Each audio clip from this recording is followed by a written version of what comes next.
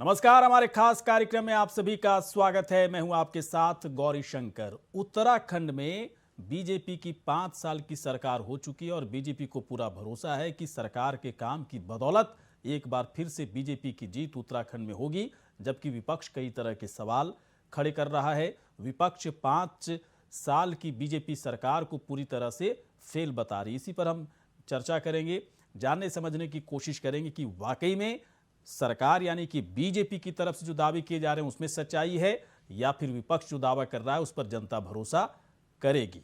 पहले एक रिपोर्ट।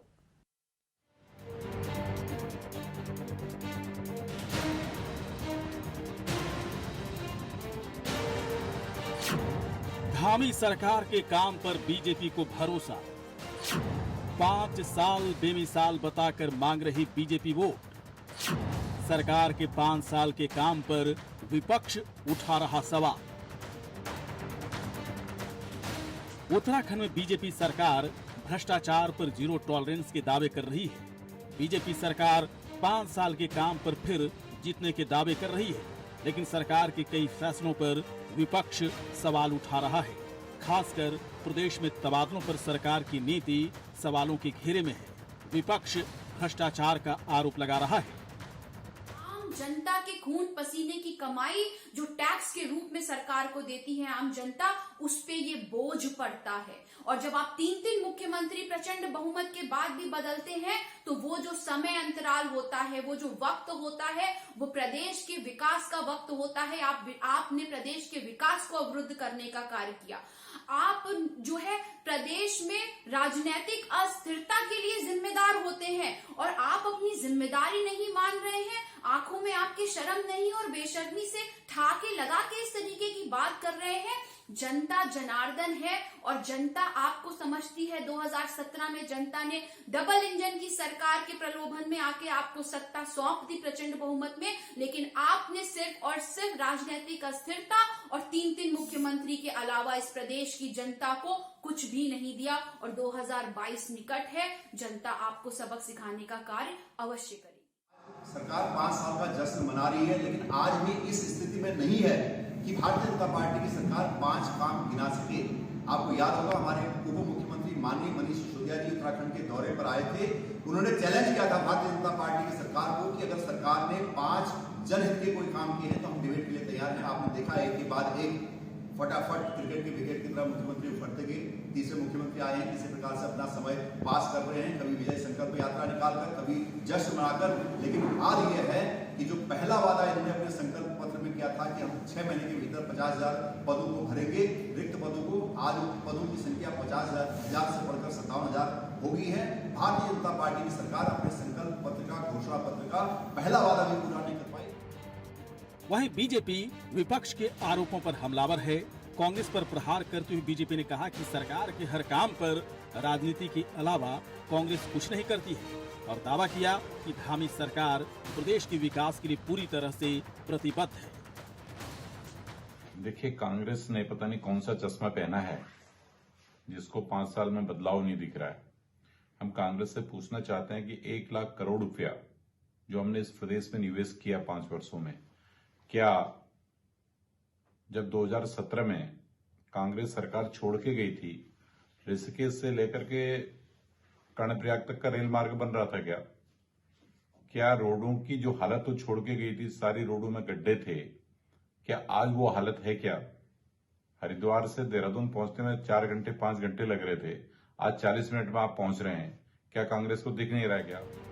चुनाव से पहले विपक्ष सरकार के काम पर निशाना साध रहा है। सरकार अपने काम को बेमिसाल बताकर फिर से जीतने के दावे कर रही है, लेकिन एक बात तय है कि जनता के हाथ में अब सियासी चाबी है और जनता ही तय करेगी कि बीजेपी सरकार के दावे में सच्चाई है या विपक्ष जो कह रहा है वो सही है। अभय कैंतुरा, इंडिया वॉइस, देहरादून।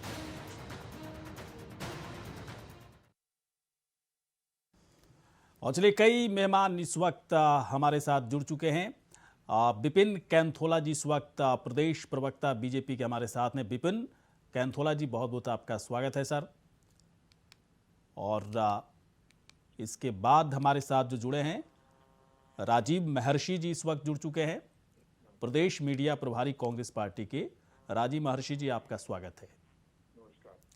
सबसे पहले आते हैं कैंथोला जी के पास आते हैं। कैंथोला जी, खूब दावे आप लोग कर रहे हैं कि 5 साल की सरकार बेहतरीन काम किए, बेमिसाल रही हमारी सरकार, बेमिसाल रहा हमारी सरकार का काम, विपक्ष मानने के लिए तैयार नहीं है।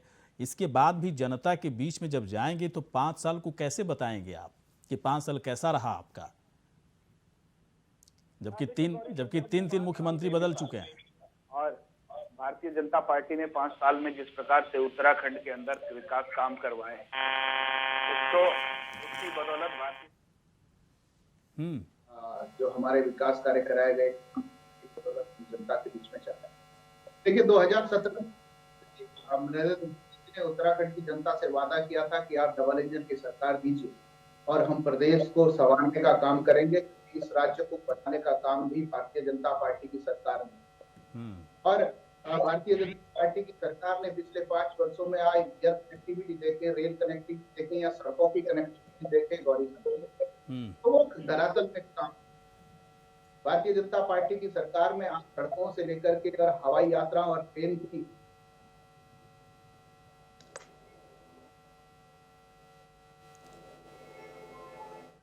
चलिए विपिन कैंथोला जी, मैं थोड़ी देर के बाद आपके पास आऊंगा, कुछ ऑडियो की दिक्कत आ रही है। राजीव महर्षि जी इस वक्त जुड़ चुके हैं हमारे साथ। राजीव महर्षि जी, आवाज आ रही है क्या मेरी आप तक? जी हाँ, जी हाँ। राजीव महर्षि जी खूब सवाल उठा रहे हैं, आपकी भी तो सरकार रही है उत्तराखंड में, आप लोग अपनी सरकार का बखान करते नहीं थकते, लेकिन क्या ऐसी क्या दिक्कत लग रही है कि बीजेपी सरकार की 5 साल तो चली लेकिन किसी तरह से भी उत्तराखंड के लिए बेहतरीन नहीं रहा? देखिए अच्छा राजीव महर्षि जी एक आग्रह करना चाह रहा हूँ, क्या जहां पर आप बैठे हैं थोड़ी सी लाइट बढ़ सकती है? आप बिल्कुल ऐसा लग रहा है कि अंधेरे में बैठे हो, थोड़ा सा लाइट वाइट आसपास कुछ बढ़ा लीजिए ताकि साफ थोड़ा सा दिखे आप। अब ठीक है? थोड़ा ठीक हुआ? ठीक है? हेलो, चलिए ठीक है सर, ठीक है, बोलिए सर। ठीक है? हाँ ठीक है। देखिए, भारतीय जनता पार्टी के लोगों को शर्म आनी चाहिए, इनके नेताओं को। जिस प्रदेश में बेरोजगारी की दर 28% से ज्यादा हो और जहाँ के युवक और युवतियां पलायन करके जो है छोड़ रहे हो, ठीक है, हमारी जो नेशनल दर है वो भी उससे बहुत कम है। आप नेशनल दर जरा इनसे पूछिए कितनी है और उत्तराखंड की कितनी है, ये जरा दोनों में भिन्नता निकालें। हमारी जो आज अर्बन जो हमारे एरियाज हैं उनकी जो हमारी बेरोजगारी की दर है वो 28% है। जिस प्रदेश के इतने सारे युवक और युवतियां बेरोजगार घूम रहे हो, भारतीय जनता पार्टी के ये जो वादे और दावे हैं ये क्या खोखले नहीं है? क्या ये डाटा हमारा है? डाटा इन्हीं के अधिकारियों का, केंद्र में इनकी सरकार है, डाटा बनता है इनके अधीन जो अधिकारी है उनके द्वारा बनाया जाता है। प्रदेश में जो डाटा बनता है वो इनके अधिकारी जो है सारे इनके अधीन है। तो आप देखिए, भारतीय जनता पार्टी की जो सरकार है इनको ये बात समझ लेनी चाहिए। आज मुख्यमंत्री ने बड़ी बड़ी बातें करी, हवाई कनेक्टिविटी की बात करी। अरे जिस प्रदेश में गांव के गांव खाली पड़े हों, जहां से सब बच्चे जो है पलायन करके चले गए हों, जहाँ युवक युवतियां रहते ना हो, ऐसे गांव गढ़वाल में अनेक, कुमाऊं में अनेक। तो आप जरा RTI डालकर जरा इनसे पूछिए तो सही कि कितने गांव जो है पलायन कर चुके हैं और कितने अभी कगार पर है पलायन करने की। और ये हवाई कनेक्टिविटी की बात कर रहे हैं, ये हवाई कनेक्टिविटी की बात कर रहे हैं, हवाई बात कर रहे हैं। मैं कहूंगा हवाई कनेक्टिविटी नहीं, निश्चित तौर पर ये 5 साल का विकास नहीं था, ये 5 साल का विनाश था। भारतीय जनता पार्टी ने जिस राज्य में किया है वो 5 साल का विकास नहीं, मैं उसे 5 साल का विनाश कहूंगा। निश्चित तौर पर बहुत ज्यादा दुर्भाग्यपूर्ण है ये राजीव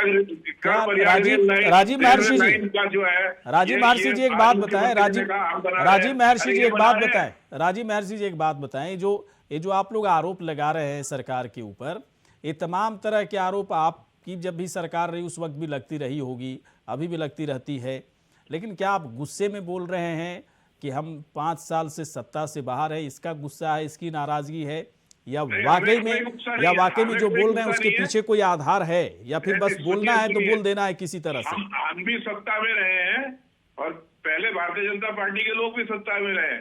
हमें कोई आक्रोश किसी प्रकार का नहीं है कि हमारी सरकार आज नहीं है। क्या विपिन कैंथोला जी, विपिन कैंथोला जी सुन पा रहे हैं आप? सुनिए विपिन कैंथोला जी सुन पा रहे हैं? बोलेंगे जी गौरी शंकर जी आप सुन रहे हैं तो काउंटर कीजिए राजीव महर्षि जी।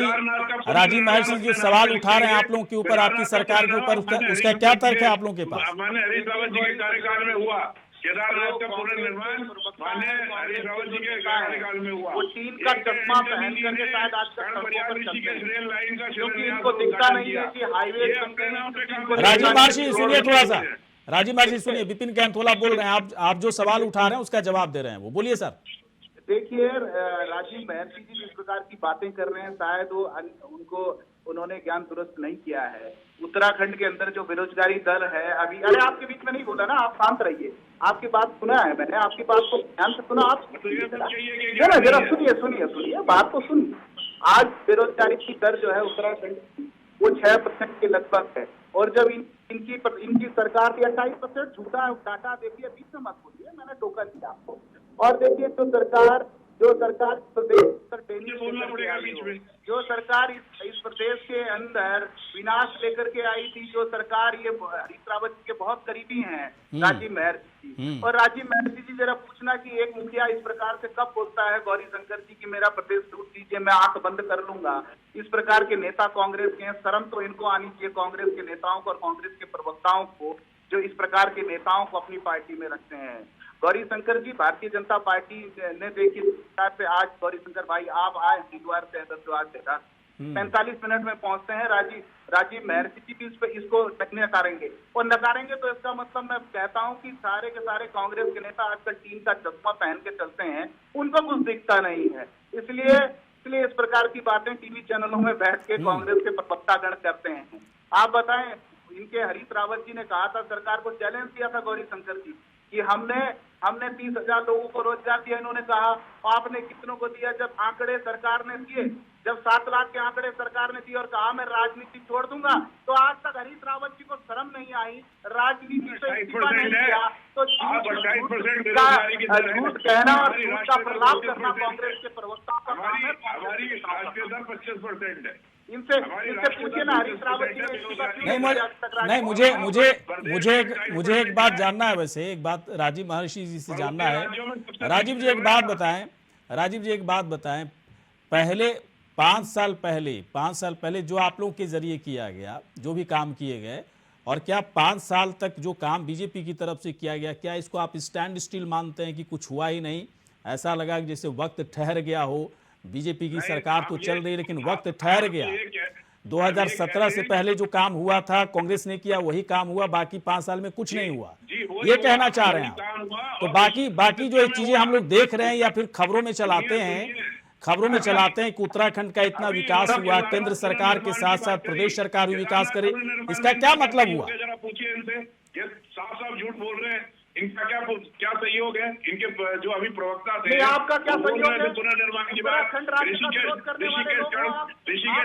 प्रयाग की लाइन आपने बिछाई, ऋषिकेश कर्णप्रयाग की लाइन आपने बिछाई, ऋषिकेश कर्णप्रयाग का उद्घाटन आपने किया, ऋषिकेश कर्णप्रयाग रेल लाइन का उद्घाटन आपने किया, टीवी जी ने किया, जो तब रक्षा मंत्री थे सोनिया जी आनी पाई थी, उन्होंने किया। आप झूठ बोलते हैं, आप झूठ बोलते हैं, आज आनंद फानंद में 100 करोड़, 75 करोड़, 74 करोड़, 100 करोड़ के आप उद्घाटन करते हैं। आपको पहले 5 साल से ध्यान नहीं था, आज आप आखिरी समय पे कर रहे हैं। आचार संहिता लगने के 1 दिन पहले, 2 दिन पहले आप इतनी तेजी से दिखा रहे हैं। गौरी शंकर जी से पूछिए कि दून हॉस्पिटल में इनकी सरकार में कितने वेंटिलेटर थे, आज कितने वेंटिलेटर हैं? आज और आप इनसे सारे शंकर जी इनसे एक सवाल और करिए, आज प्रदेश के अंदर डॉक्टर हैं। नहीं सर, मैं सवाल नहीं करने वाला हूँ।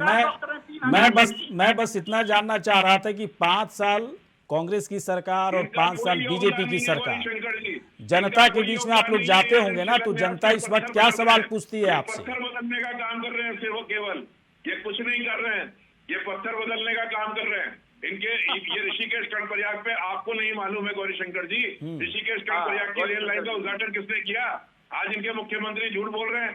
केदारनाथ का पुनर्निर्माण विषम परिस्थितियों में। अरे चलिए ठीक है, समय थोड़ा कम है, समय कम है, एक जरूरी सवाल मैं अरे दोनों रावत जी लोगों ने से क्या पूछना झूठ चाहूंगा। बोलते हैं, भारतीय जनता विपिन पार्टी के कैंथोला जी बारे एक बात बताएं, तमाम झूठ क्योंकि बोलने वाले हैं ये। सुनिए तो विपिन कैंथोला जी एक सवाल जरूरी है। आप कोरोना पहले बढ़ मेरा- रहा है, मेरा सब- रैलियों आप पर मेरा- रोक लग रही मेरा है। जवाब सुनिए। आप लोग ने जितना उत्तराखंड में चुनाव प्रचार करना था कर लिया, कांग्रेस की तरफ से थोड़ा मामला अधूरा रह गया।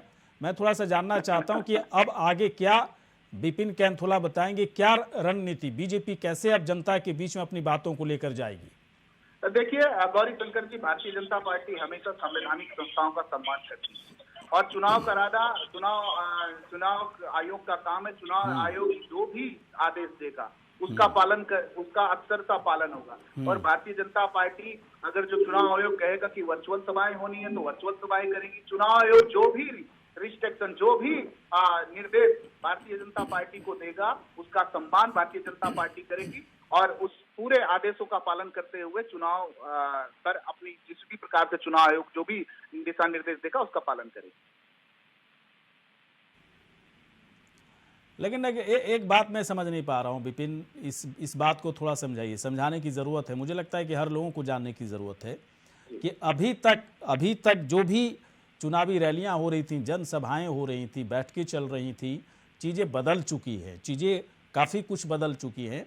ऐसे हालात में क्या अब पूरी तरह से मामला डिजिटल हो चुका है, उसी पर अब आप लोग पूरी तरह से डिपेंडेंट हो रहे हैं कि डिजिटल रैलियों के जरिए, डिजिटल बैठकों के जरिए जनता से हम जुड़ेंगे? क्या इसकी तैयारी है बीजेपी की? देखिए गौरी शंकर जी, भारतीय जनता पार्टी ने जब कोरोना वैश्विक महामारी आई थी और यहाँ देश में इंट्रोड्यूस हुई थी, जब ये बीमारी आई थी, तब उसके बाद भारतीय जनता पार्टी ने सारी की सारी वर्चुअल बैठकें जो है वर्चुअल के माध्यम से की। हाँ। और तमाम जो सेवा ही संगठन के माध्यम से हमारे कार्यकर्ताओं ने जो जाकर के लोगों के बीच में गए, सेवा काम किए, वो सारी बैठकें भी वर्चुअल होती। चलिए ठीक है, बड़ी चलिए विपिन कैंथोला जी, मैं आऊंगा थोड़ी देर के बाद। विशाल चौधरी जुड़ चुके हैं, काफी लेट जुड़े हैं। विशाल चौधरी जी, स्वागत है आपका। विशाल जी, पांच साल बीजेपी सरकार की हो गई पूरा, अगर मोटे तौर पर कहें तो 21 साल का उत्तराखंड हो गया। आप लोग उत्तराखंड में अभी आए हो, तीसरे विकल्प देने की बात कर रहे हो, सरकार बनाने के दावे कर रहे हो, लेकिन अब तो देखिए कोरोना भी बढ़ गया, रैलियों पर रोक लग रही है, आप लोग ने रोक लगाना शुरू किया है, बैठकें कम हो रही हैं। इसके बाद भी अब कैसे आप लोग सरकार के खिलाफ जब बात करेंगे तो बात तो जनता तक पहुंचनी चाहिए ना। तो क्या तरीका अब होगा आम आदमी पार्टी का? आम आदमी पार्टी सरकार के खिलाफ बातें जब करेगी तो कैसे आम जनता तक उसे पहुंचा पाएगी? सुन पा रहे हैं आप? जी विशाल जी सुनिए, बोलिए। आम आदमी पार्टी यदि हम बात करें तो उत्तराखंड में यदि आपको डिजिटलाइजेशन की बात करें, सोशल मीडिया की बात करें, तो सबसे ज्यादा फॉलोअर्स आम आदमी पार्टी के हैं। हमने बीजेपी को भी उसमें पीछे छोड़ दिया है। दूसरी बात, हमारा चुनाव लड़ने का जो एजेंडा है पूर्ण रूप से हम एक आइडियोलॉजी पे, एक अपने मैनिफेस्टो पे चुनाव लड़ रहे हैं और कहीं ना कहीं उस आइडियोलॉजी को, उस मैनिफेस्टो को, उस संदेश को हम डिजिटल माध्यमों से उत्तराखंड की जनता तक पहुंचाने का पूरा प्रयास कर रहे हैं। वर्तमान में भी जनता भरोसा करेगी विशाल जी, जनता भरोसा करेगी, उसके लिए क्या कुछ काम किया आप लोगों ने वहां पर? क्योंकि डिजिटल प्लेटफॉर्म पे ठीक है, फॉलो करना अलग बात है, लेकिन भरोसा कितना बढ़ाया आम आदमी पार्टी की तरफ से, कितना भरोसा बढ़ाया गया, ये बड़ा सवाल है। ये मैं आपको बताना चाहता हूं कि वर्तमान में उत्तराखंड की राजनीति में एकमात्र राजनीतिक दल ऐसा है जिससे जनता अपेक्षा कर रही है।